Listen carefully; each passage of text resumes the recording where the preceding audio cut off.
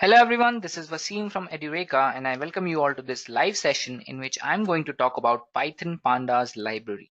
So I'm sure most of you have heard about the Pandas library in Python, and it is an integral part of data analysis and serves as the building block of data analysis and data science. So let us take a look at the agenda for this session. But before that, let me get a quick confirmation if you guys can hear me or not. So if I'm audible to you guys, please type yes in the chat box.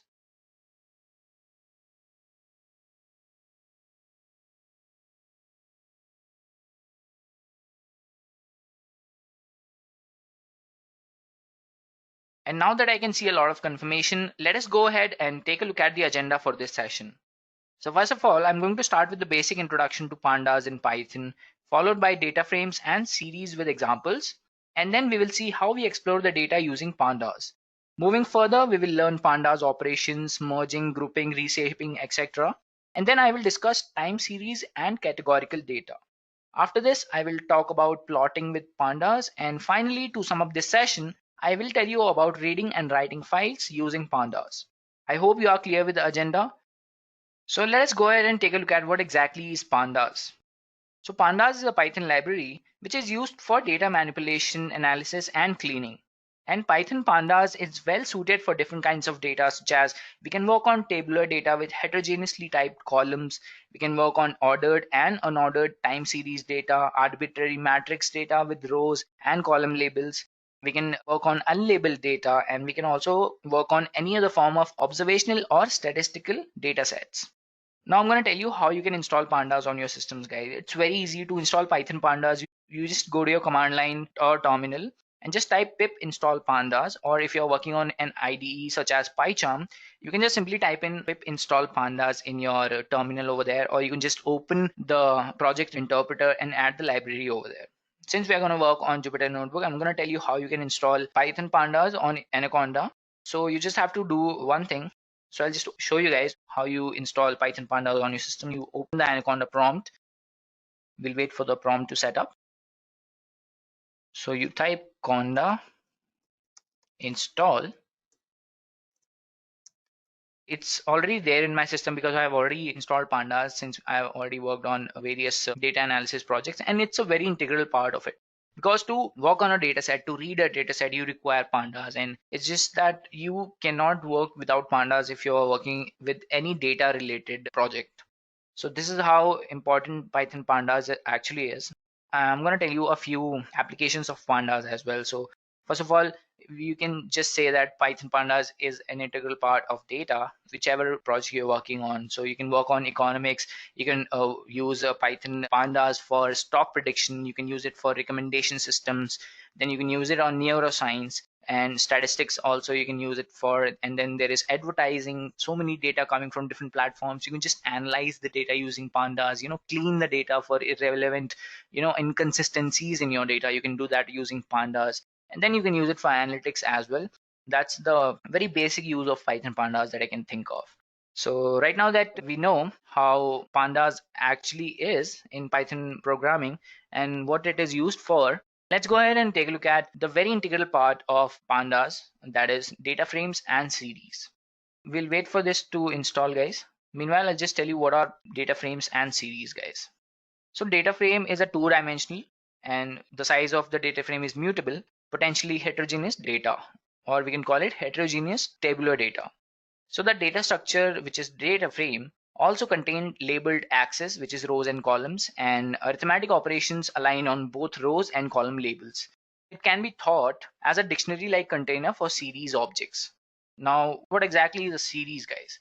So a series or a pandas series is a one-dimensional labeled array capable of holding data of any type, which is integer, can be string, float, Python objects, etc.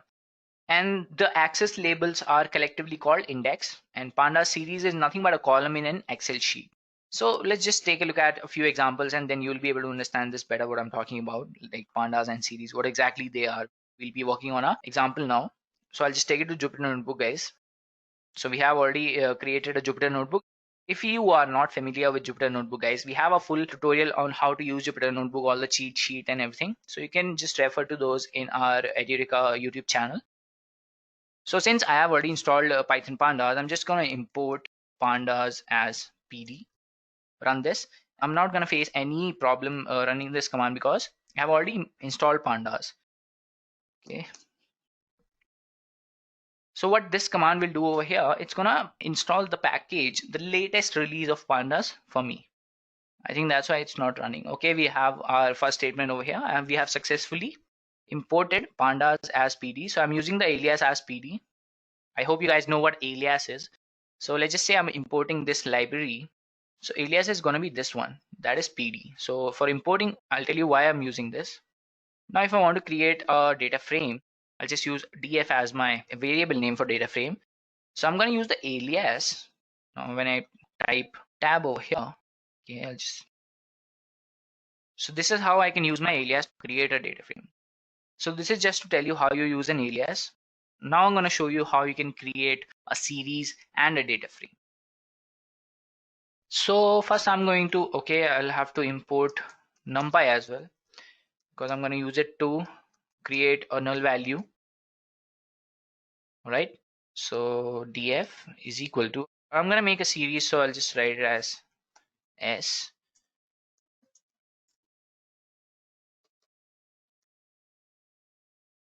All right. Series, and I'm going to pass a list of values. Let's say 1, 2, 3, 4, 5, 6.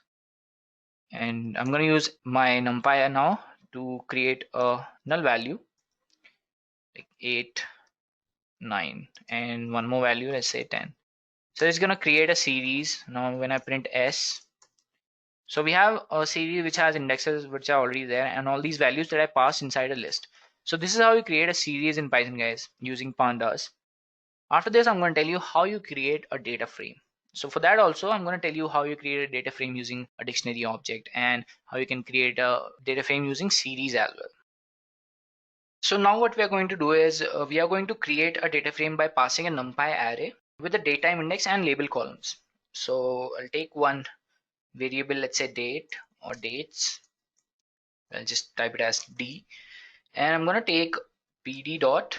So we're going to take the date range. And after this, I'm going to pass a few values, let's say 2020, and I'm going to pass values like we're in the month of March, so I'll just write it as March. And after this, I'm going to take periods, which is equal to, let's say 10. So this is my date range, guys. Okay, I have an invalid syntax, right? Should work fine now. So when I print D over here, so I have all these values in a date range format. After this, what I'm going to do is I am going to take one data frame, which I am going to take as df for obvious reasons to make it clearer. And I'm going to take data frame, and inside this I'm going to pass a few values. So first of all, I'm going to take a few random values. So I'm going to use np.random number, and inside this I'm going to pass 10, let's say 4. Now I'm going to get the index values as d, and I'm going to have to pass a few more values, which is columns. So I'll pass the columns as a list, and I'm going to take, let's say 4 columns. So I'm just going to take, okay, wait a minute, a, b, c, d. All right, do we have any errors? No. So now I'm going to print my data frame. So I have a data frame, guys, which I've created using, passing a numpy array, and I have a datetime index with labeled columns, which are a, b, c, and d. This is my index, guys, and I have all these random values using np array. So this is how you create a data frame, guys. Just a simple example, and I'm going to show you how you can create a data frame by passing a dictionary of objects that can be converted into a series also. So I'll take, let's say again, df is equal to pd dot data frame, and I'm going to pass a dictionary over here now. So I'm going to take a few values first of all. So first value is, let's say a. Now after this, I have to pass something, right? Okay, I'm going to write, let's say a list of 1, 2, 3, and 4. After this, my next value is going to be, let's say b, and I'm going to pass a timestamp, let's say. And for timestamp, I'm going to use the same I have used over here, 2020 0301. I've used the right. And after this, I'm going to pass one more value, let's say C, and I'm going to use a series now, a series object. And inside this, I'm going to pass 1, and the index is going to be, let's say, a range. All right, index is equal to a list with a range of 4, because we have only 4 values over here. We don't want any null values. And after this, I have to type in the data type as well, the data type of the series, guys. So for that, I use dtype is equal to, let's say, float 32. All right. After this, I provide my next value, which is d. Now for d, I'm going to use an numpy array. And for this, I'm going to pass a value, let's say, not 3, let's say 5 multiplied by 4. And let's take the d type is equal to integer 32. Yes. All right. Now I take my final value, which is going to be e. And inside this, I'm going to pass a data frame, or we're going to use the categorical object, guys. We're going to talk about this later on in the session, so don't worry. I'm just showing you how you can create a data frame using all these objects that we have at our disposal, guys.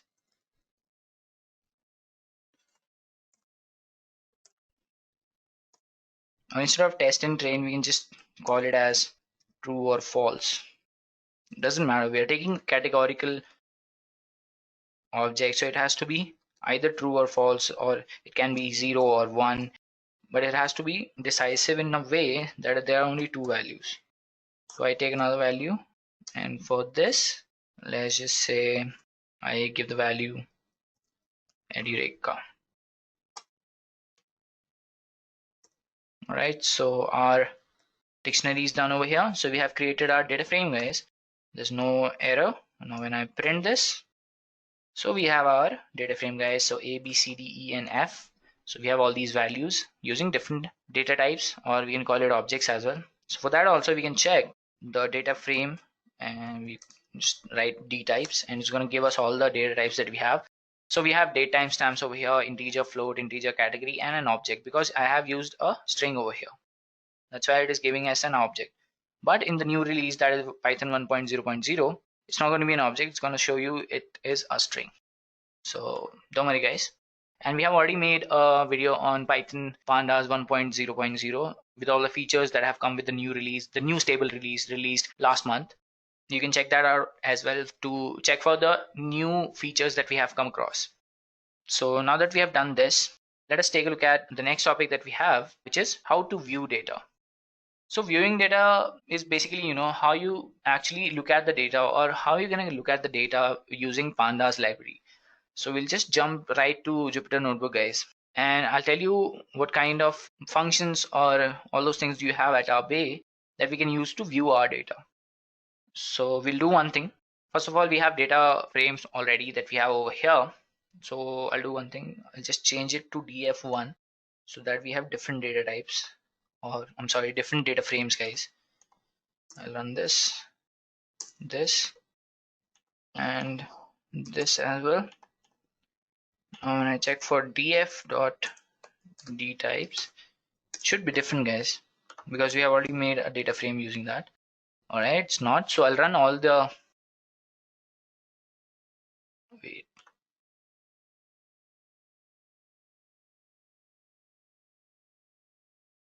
So I'll do one thing. I'll restart and run all the cells so that we have 2 different data frames. So first of all, the first very basic thing that you can do for your data frame is to use, I'll just tell you guys, you write df.head. So what this function is going to do is give you the first 5 values inside your data frame, or the first 5 rows. And similarly, for the last rows, you can use the tail method. So this is how you get the first and last values inside your data frame.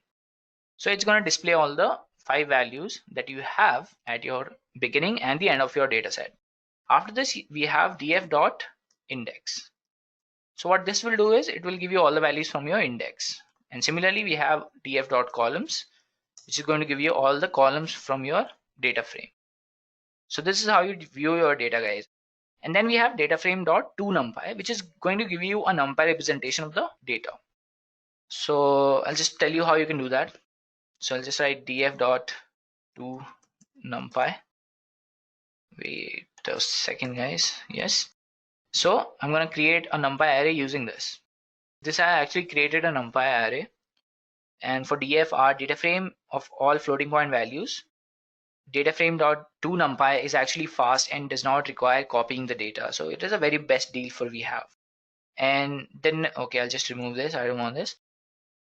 And then we have DataFrame.describe, which is going to give you somewhat like this, which is going to give you the count, the mean, the standard deviation, minimum, 25%, 50%, 70%, and maximum. So these are all values using the describe you can have, which is going to give you an idea or a perspective of how your data actually is and what kind of calculations are already there that you can think of. Then we have sorting by an axis. We can sort our data using an axis. So for that, you have to just write, okay, I'll just show you guys. You just have to write df.sort by index. And inside this, you have to give the value of the axis. I'll just give 1. And then let's say ascending, you want it to be ascending. No, I'll just write it as false. So it has given me the data frame by sorting the index. Similarly, I can sort it by the columns as well, or I'm sorry, sort it by values. So I'll write it as values, and I want to give the value as, say, values, and I'm going to give the value as, let's say, by, I want to sort it by C. It has sorted the values depending on C. So this is how you sort your data frame, guys. And now that we know how we can actually look at our data, I'm going to tell you how you select particular values inside your data, guys. I'm going to show you how you select a single column from your data frame. So we'll write df. It's very simple, guys. To get a value from your data frame using only a single column, you can write A or let's say C. So it's going to give all the values from C over here. It has actually given you frequency. It has given you name, data type as well. So this is how you actually get a single column from your data frame. Now let me show you how you can slice the rows as well.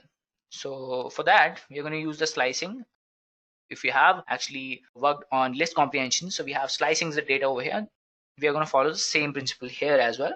So I'll just write df. Now I want my first, starting from my first value to third value. So it has given me only 3 rows, starting from the 0th row, and it has given me third row. And it does not actually include the third row because it starts from 0. So I'm giving 3 values. If I write 6 over here, I'm going to get the 6th value, but it's not going to be at the 6th row because the first row over here is going to be 0th row. I hope you understand this, guys. So I have shown you how you can slice your data, to get particular number of rows. Now let me tell you how you can select the data using the labels, guys. So for that, you have to use df dot, there has to be location, loc, and inside this you're gonna pass the values by labels, guys.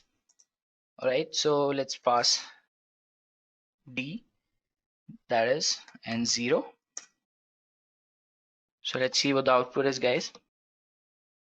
All right, so we have got all the values using the label, that is d over here, which we have passed over there in our previous section where we have declared the data frame. And I'm sure this is visible to you guys. Now the next thing is selecting data on a multi-axis by label. So what we'll do is we'll write df.loc, and after this we write hyphen,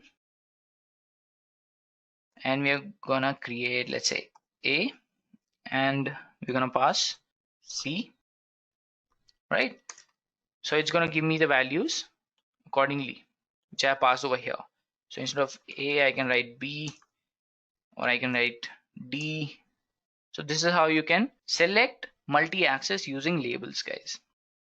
And I have written this over here, so I can just write, let's say, 0 to 3. Let's see what happens. Oh, we have an error, guys. You cannot do this.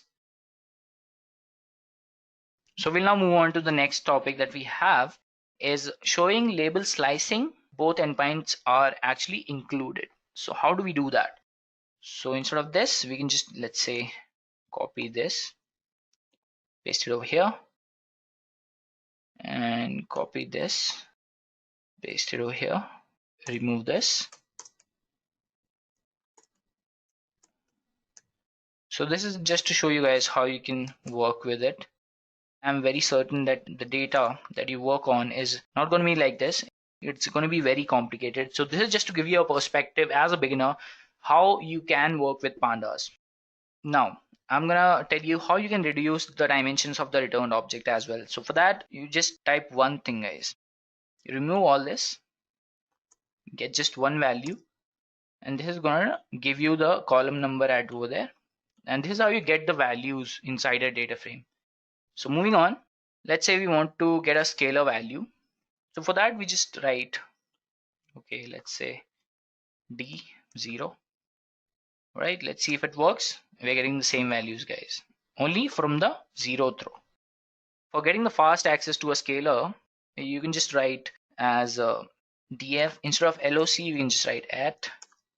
Okay, we have an error, guys. I'll just remove this and let's see if it works. Yes, so I'm getting the exact value at the 0th row at the column number C. Now I'm going to tell you how you select a value from using the position inside your data frame. So for that, we use df.iloc. All right, so let's say 3. Okay, so I'm getting all the values from third column. And similarly, we can slice the data. You can just get it like 3 to 5. All right, we can add more values to this, like 0 to 2. So this is how you select the values from your data frame, guys. Now we have Boolean indexing as well inside our data frames. So I'll just tell you quickly what it is. So for that, you just write df. Now I'm going to check if df column number A, let's say, this is interesting, guys. So it has given me all the values inside A where A is greater than 0. If I write here, let's say 2, I have no values because none of the values are greater than 2. So this is how you can get the Boolean indexing. This is actually important when you're applying functions to your data frame, guys. So moving on, let's take a look at another method, which is in method. I'll just tell you how it works, guys. So it's basically is to check if the particular value inside your data frame is in there or not. Now there's one more thing. We can set new values inside our data frame. We can set a new column which automatically aligns the data by the indexes. So for that, we can make the series, and we can set the values by label. We can set the values by position, and we can set the assigning with a numpy array as well. And the result of the settings will actually align with the data frame, where a new operation with the setting can be followed, where you can simply align the data frame with the existing data frame. Now let's go ahead and take a look at the next topic that we have, which is handling the missing data inside your data frame. So let's jump right to it, guys. We'll go to Jupyter Notebook and we'll work with our missing values now. So pandas primarily use the value np.nan to represent missing data. It is by default not included in the competitions, and we're going to see the missing value right now. So first of all, you have to reindex. You have to do reindexing, which is going to allow you to change, add, delete the index on a specified axis, so which is going to return a copy of the data as well. All right, I'll just take df2 is equal to df dot reindex. So this is how I'm going to do the reindexing, guys. So index is equal to, let's say, d0 to 4. Yes, I'm going to get the columns after the reindexing, which is going to be equal to list of df dot columns, and I'm going to add one more column, which is going to be, let's say, e. All right, now what I'm going to do is I'll do loc. I'm going to check a few values. So instead of dates, I've taken d, guys. So d of 0 and d of 1 at e is equal to 1. Now let's check what is df2, guys. We have two null values over here. So this is how I'm going to show you how to handle missing values inside your data frame. So we have done reindexing. So first of all, I'm going to check for null values. So we have true over here, and we can get the count as well. Is null, and we count these null values. All right.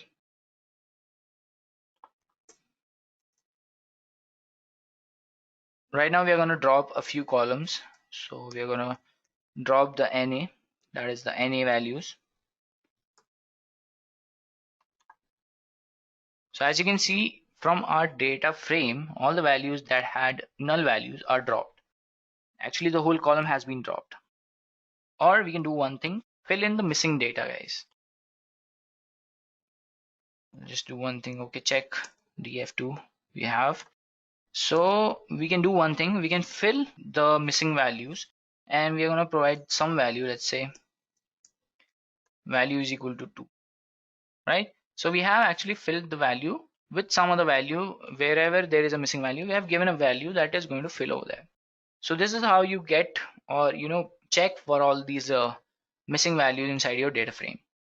After this, you can now actually get a boolean mask where values are nan, which is null. So for that, you do pd dot is na df2.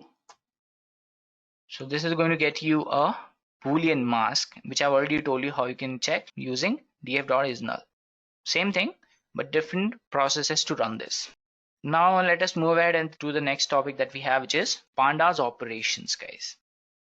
Pandas operations are nothing but a few operations that you can apply on the data frame or any other pandas object. So we have descriptive statistics that we can apply. We can apply functions, histogramming is there, and string methods is also there.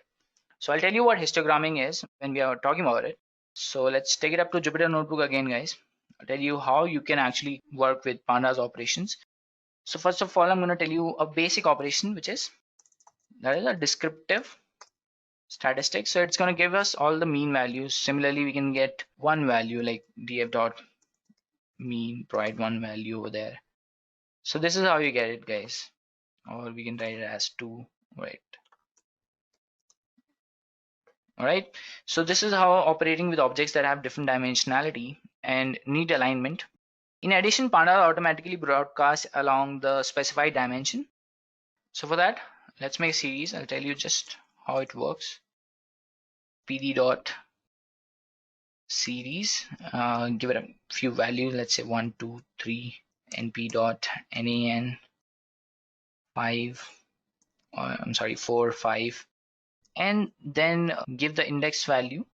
The index is going to be dates,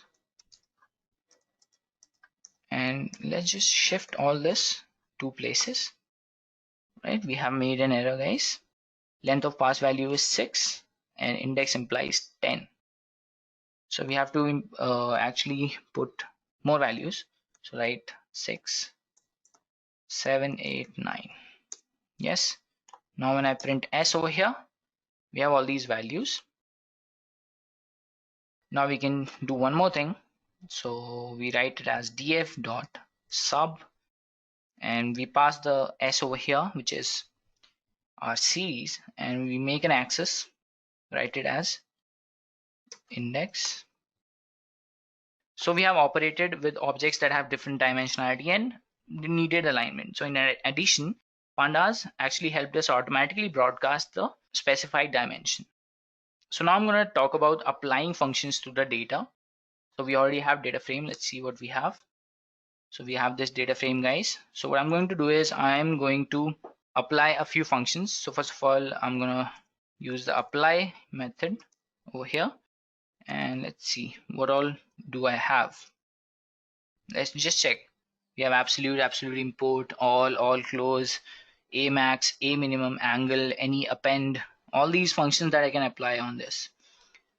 So let's say we have CumSum. Let's see what this does, guys. All right.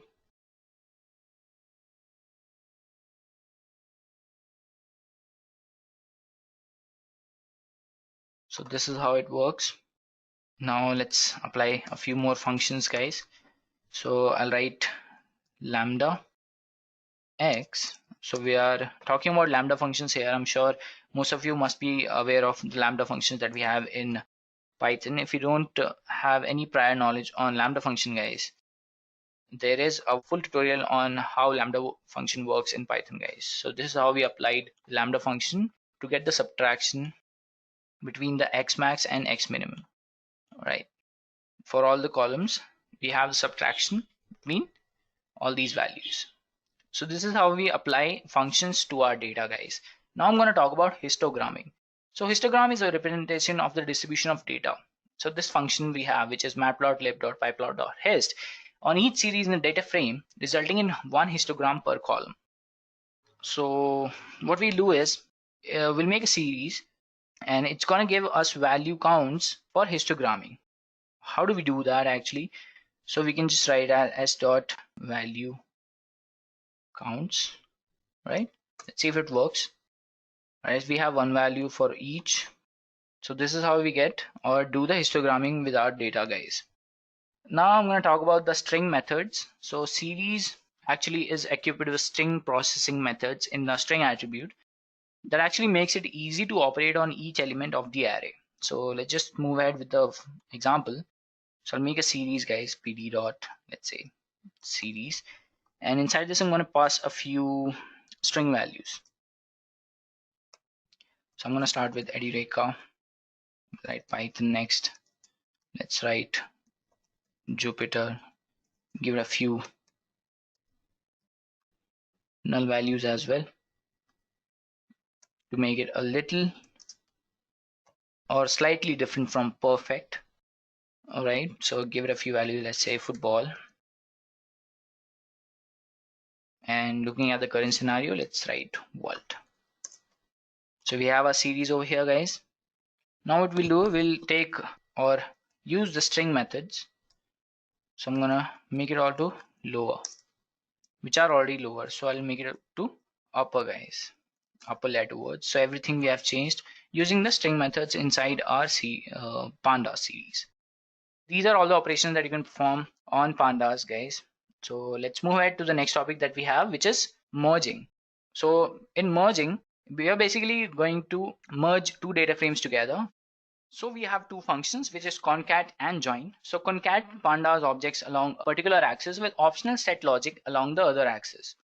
It can also add a layer of hierarchical indexing on the concatenation axis, which may be useful if the labels are the same or overlapping on the past axis number. So let's take a look at the example for this. So we have our data frame. I'm going to use pd dot data frame. Give it a few values, let's say np dot random number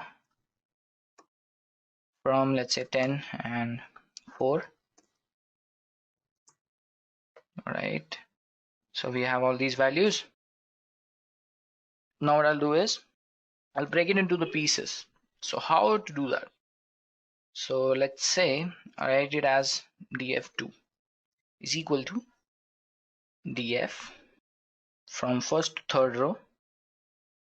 The next one is df from third to, let's say, seventh row, and then we have df from seventh to the end of the data.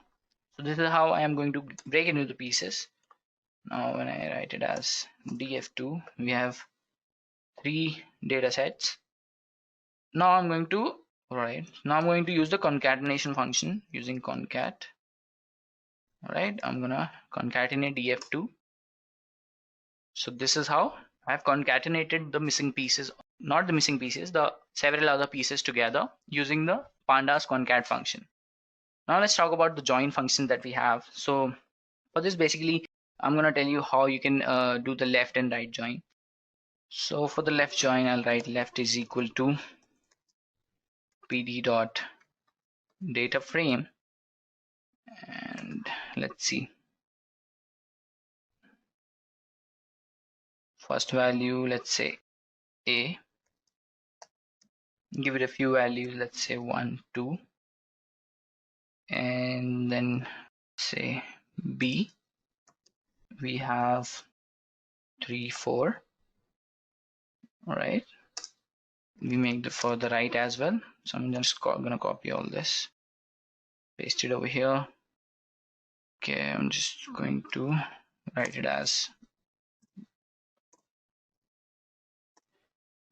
D. This is going to be, let's say, C, and change a few values. So we have left and right, and I'm going to just type left, and then we get the output for right. So I'm going to join all these two using the join function. So for that, I'm going to use the merge function, and inside this, let's say left, we have right, and on is equal to, I'm going to join it at let's say A.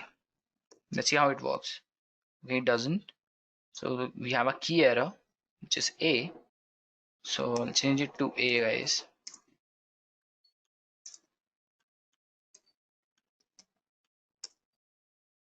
So we actually joined using the merge function over here. And another example that I can think of is, let's say we have left and right. We can change the values differently, and we can just group them together. Now what I'm going to talk about is grouping, guys. So how you do the grouping of different data inside your data frame using pandas. First of all, for that, you have to split the data into groups based on some criteria that you have. And then after that, you apply some functions on them. And then later on, you can combine the results into a data structure. So first of all, you have to get a data frame, guys. So let's see, we have a data frame over here. So we can actually group it by, let's say, right, I'll just write group by, say, A, and I'm just gonna sum. Right, we have an error, guys. So we have a key error, that is A, because we don't have over there. So I'll write it as, let's say, 2. All right, we don't have 2 as well. We have a key error, we don't have 2 over there because it's not a string value, it's an integer value. So we have our values right over here. So we have grouped the data using the column that is number 2. Now we can actually group the data by multiple columns and form a hierarchical index. So for that, I'll just copy this, guys, or over here only I'll just do one thing, 2 and let's say 3. So this is how you actually combine multiple columns to form a hierarchical index. But here again, we don't have actually categorical values for these columns. If we had, we'd be able to do that. If we had, like, let's say true and false, it is going to have created a hierarchical index which will have different values for true columns and for false columns. So that's how you do the grouping, or that's where you actually need grouping using pandas. Now let's move ahead and take a look at the next topic that we have. Okay, we have already talked about operations, then I have talked about merge, where we have talked about concat and join, and then I've talked about splitting the data, how you apply the functions, and then combining the results together. Merging, we have talked about grouping. Now I'm going to talk about stack and pivot table. So what exactly is a stack, guys, in pandas? I'm sure most of you must have heard about some of the definitions of stack. So I'm going to tell you about this with perspective of pandas library here. So the stack function is used to stack the prescribed levels from columns to index, and it returns a reshaped data frame or a series having a multi-level index with one or more new innermost levels compared to the current data frame. So you're going to understand this with an example. So I'm just going to take let's say my tuple is equal to, I'm just going to take a list, and inside this, let's see, we have values, and we provide, or we get two lists over here, a list inside a list, guys. So let's take a few values, take 1, 2, 3, 4, 5, and then again let's say 6, 7, 8, 9, and 10. or we'll add few more values, guys. Let's say 11, 12 and 13.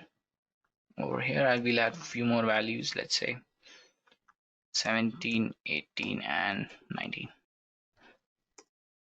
So we have our tuple. I'm going to create one more variable index. So we'll have multi-index. So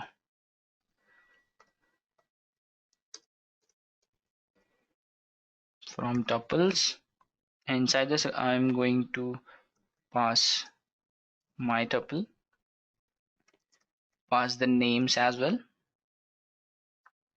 So the names are going to be, let's say, first and second. So we have our index. Now I'm going to create the data frame, guys. So for this we write pd dot data frame, and inside this I'm going to pass a few values. np dot, let's say, random dot random number. So we have 8 values and 2 columns. All right, so and the index is going to be index, and columns is equal to a and b. All right, we have an attribute error, guys. I made a mistake.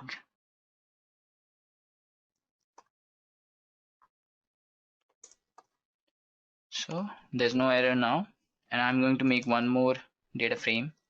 So inside this I'm going to pass this value. Now I check my data frame.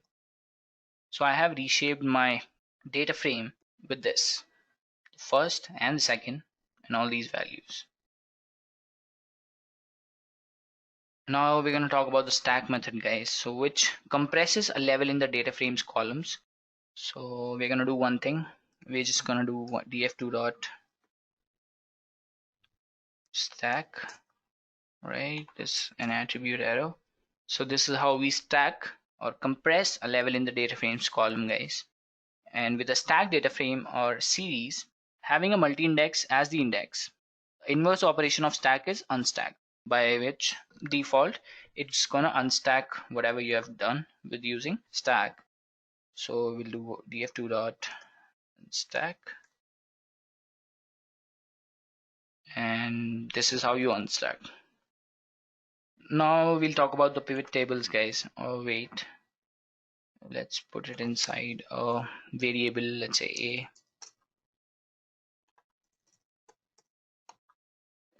All right, so this is how you unstack, guys. We're getting different values there. Now we're going to talk about the pivot tables that we have in pandas. So it is nothing but the levels in the pivot table will be stored in multi-index objects. On the index are columns of the result data frame. So we'll take a look at one example, guys, which is going to be pretty clear. So we'll take df again, pd dot data frame, and inside this we're going to take a few values, or we're going to take a list inside a dictionary. So let's go with a few values. Let's say 1, or let's say a. All right, so we write a, b, c, d,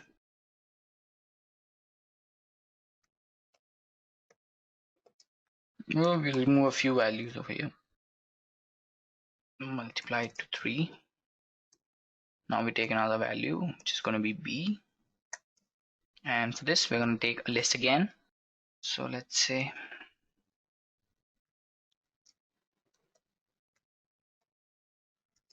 multiply it to 4, take another value, let's say c now, and inside this we're going to pass a few values again. So we're going to pass 6 values. So let's write p, p, and p, q, q, and q. Multiply it to 2 because we want the number to be 12. And now d is going to be np dot random dot random number, and the number we want is 12, and we take one more value e, and we take the same values for this as well. Random number 12.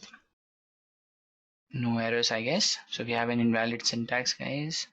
So we forgot to add a comma over here and here and here. Right, so I think it should work fine now without any errors. So we have printed the data frame over here, guys. So this is how it looks. Now we can produce pivot tables from this data very easily, guys. The very reason of creating this data frame was to get the pivot tables. Now what I'll do is I'll just write pd dot pivot table, and I'm going to pass df over here. All right, df, and the values is going to be, let's say, d, and index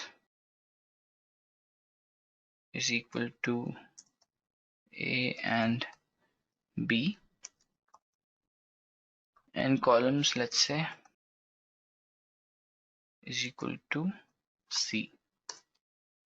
So this is how you create a pivot table, guys. Now that we're done with pivot tables, let me talk about the next topic that we have, which is time series and categoricals. So we have done reshaping, merging, grouping as well. Now we're going to talk about the time series and categoricals. So Pandas has simple, powerful, and efficient functionality for performing resampling operations during frequency conversion, which is, for example, converting secondly data into 5-minutely data. And this is extremely common in, but not limited to, financial applications. So we're going to take a look at a few examples. And for categorical data, data that you collect can be either categorical or numerical. So numbers often don't make sense unless you assign meaning to those numbers. So for categorical data is when numbers are collected in groups or categories. And categorical data is also the data that is collected in an either or yes or no situation. For example, we have 0 or 1, we have true or false. So that's going to be the category over there. So let's take a look at a few examples to understand this, guys, the time series and categoricals. So we'll take a look at a few examples for time series. So first of all, what I'm going to do is I am going to make a time series, guys. So first of all, what we'll do is we'll convert the data into 5-minutely data. So it's very common, guys. So I'll just take the range first of all. So we'll take the dates.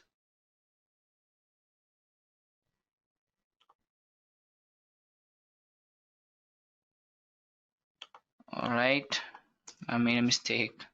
I'll just cut this.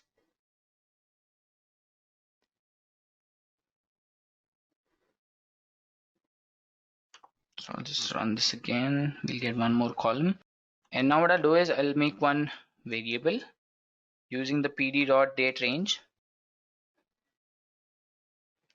Yes, and I'm going to provide the range as, let's say, 2020 01 or 03 01. We want the periods is equal to 100, and let's say frequency is equal to s. All right, let's print dates. Okay, so we have dates over here. I'll just remove this for now.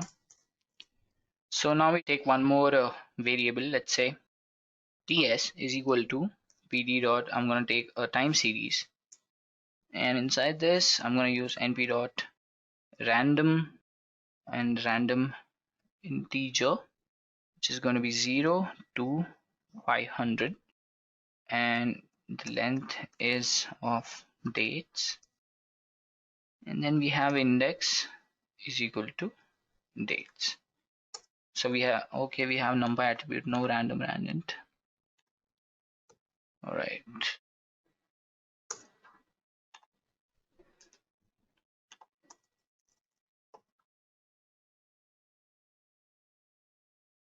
so we have an unsupported date time, so I'm going to have to change this over here.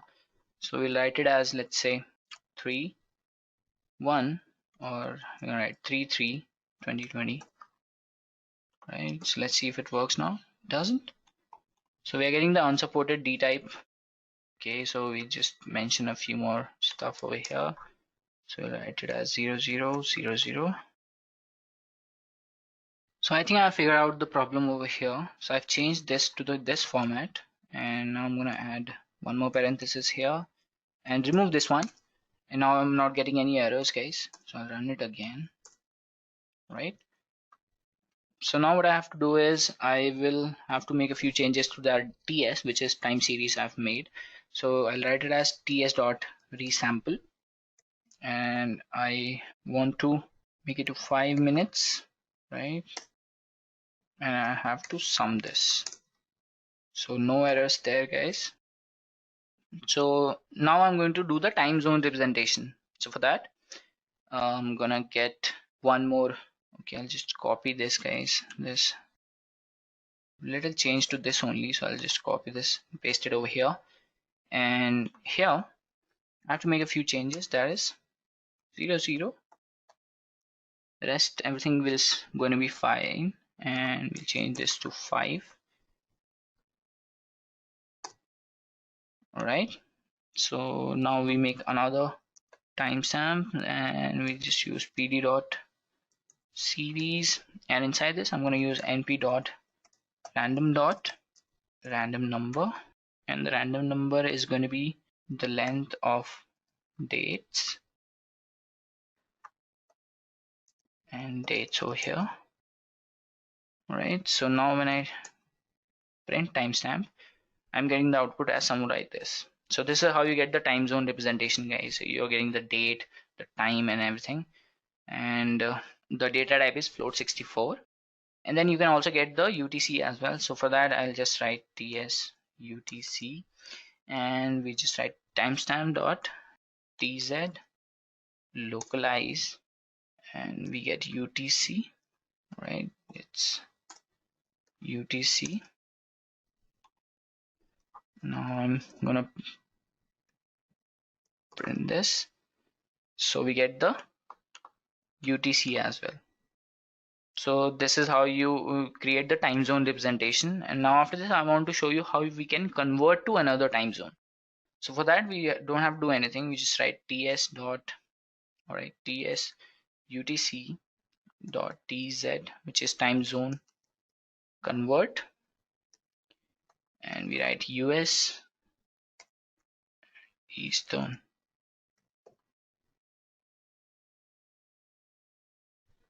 So we have converted into the US time zone. And converting between time span representations also we can do that. Let's just say that's your exercise. So you have to convert between the time spans representations so that you'll be able to understand this better. For that, you don't have to do anything. You just have to take the date range. The period is going to be 5, and then you write the frequency instead of S, you write it as M.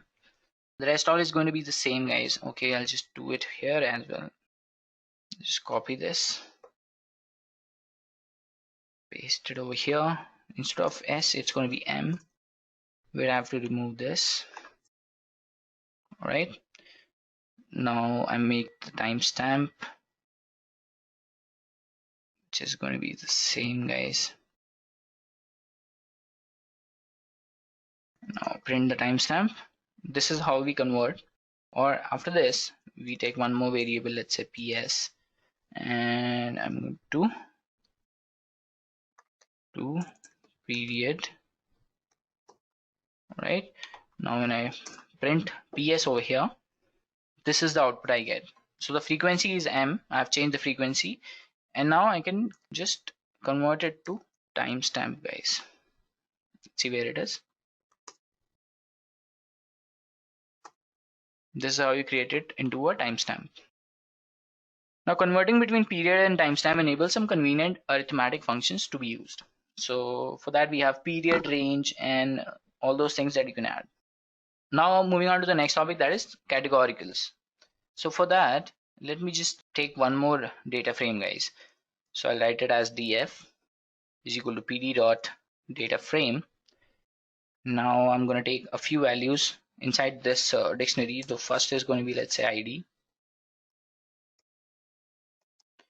And now I'm going to pass a list with a few values, precisely 6. So I'm going to use 6 values over here.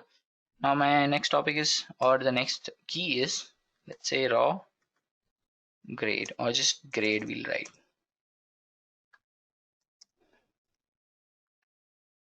So we're going to write A,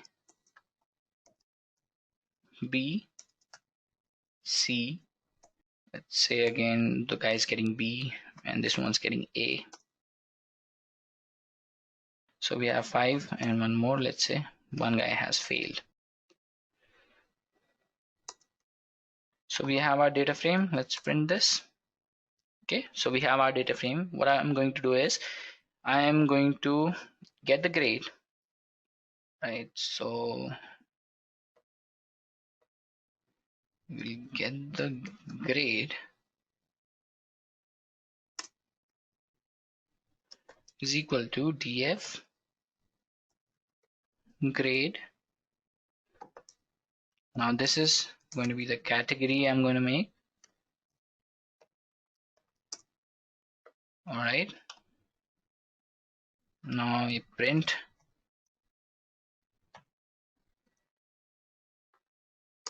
df grade. So we have grades like A, B, C, B, A, E. Now I'm going to rename the categories to more meaningful names. So what I'll do is I'll make the change over here only. So I'll write cat dot categories, and I'm going to write the categories as, let's say, good. Instead of pass fail, I'm just going to write very good, and then there is excellent. All right, so we have very good, very bad, and excellent. All right, we have an error, guys. There's something we have done. So we have new categories needs to have the same number of items as the old categories.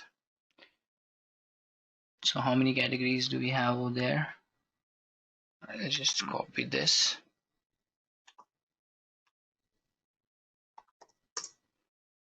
So we have categories 4. So we're gonna have to make 4 categories, guys. So I'm just going to add good as well. There shouldn't be any errors.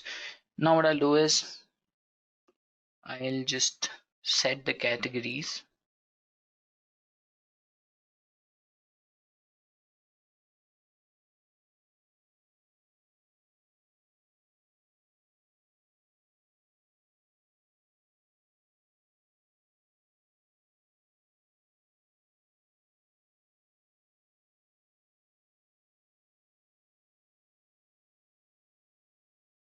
So I'm gonna set the categories now.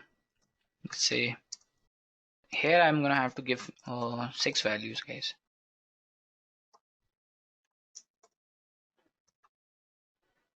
So right, very good. Let's say bad, very bad, medium good, very good. Any sort of categories I have to give over here.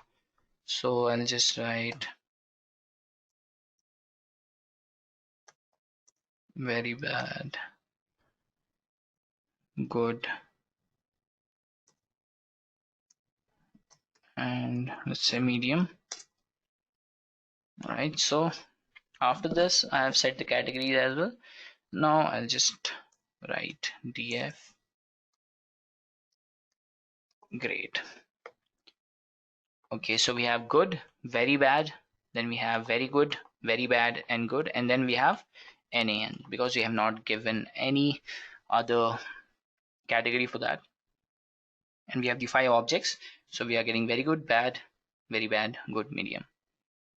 So that's how you use the categoricals in pandas, guys.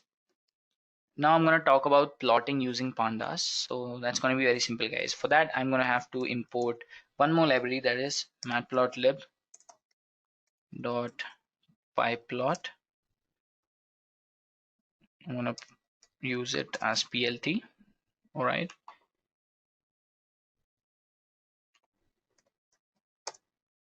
same thing goes with this as well. All right, this is going to be pyplot. All right, so there should not be any errors now. Okay, so I will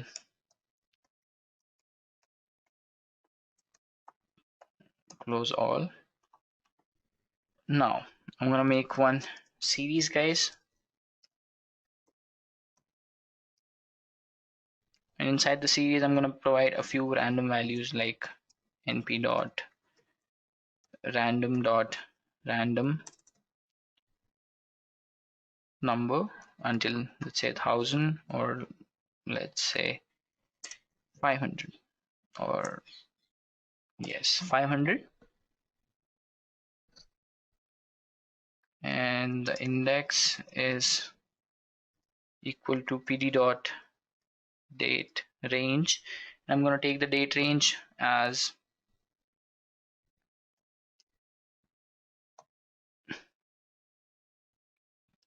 1/3/2020,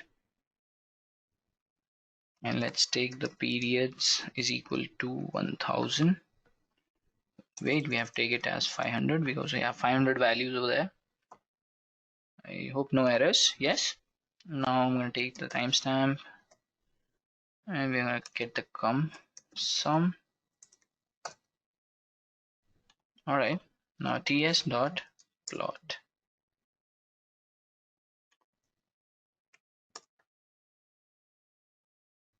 So we have a plot over here using pandas, guys. This is how we have created one series using the random numbers from NumPy library, and using the pyplot we have plotted a graph for random values which we have taken from 0 to 500 and the random range as well.